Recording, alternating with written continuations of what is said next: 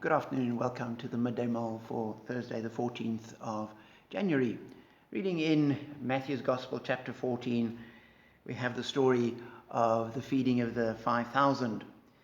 Jesus goes off to a remote place and the crowds come to him. And in verse 15 we read, "As evening approached, the disciples came to him and said, 'This is a remote place and it's already getting late.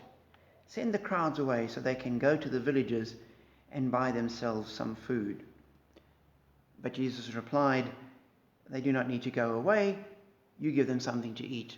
And the disciples' response is, 'But we've only got 5 loaves of bread and 2 fish.'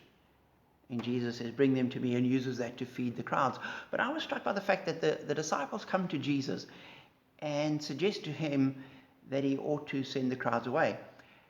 He doesn't say that, you're faithless. He doesn't say this is an irreligious thing to comment to make. He doesn't berate them at all, because what they were doing was practical. It was common sense. It was logical.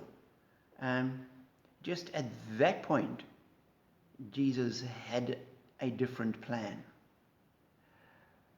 And sometimes as Christians, we might think that we always need to be living in a super spiritual way, that we're constantly doing the unusual and the bizarre. Whereas in actual fact, as Christians, we're called to, like the disciples, be practical. It's getting late. We need to do the logical thing and send people off to go and buy food. Our lives need to be lived with that kind of regularity, common sense. We're not called to abandon that as Christians. That needs to mark our lives, that we will live practical, sensible lives, that people around us will recognize, that's sensible people. We don't want to be identified as nutcases.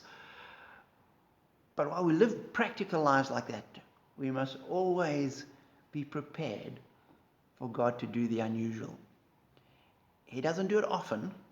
And I was also struck as I read that, thinking, as you read through the gospel, time and again, there are crowds of people with Jesus. Crowds of people come. So many people that he can't go out, and he's got to withdraw to out of the towns because there are too many people. But there are only 2 instances where he feeds crowds with virtually nothing.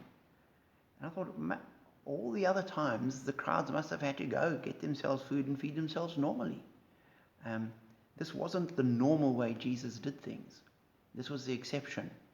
So we must live our lives practically, but be ready for Jesus to step in and, with an exception, and do something different. So, as you follow him today, use your common sense, use logic, live practically, but always be ready for the amazing things that God can and does do. And be blessed.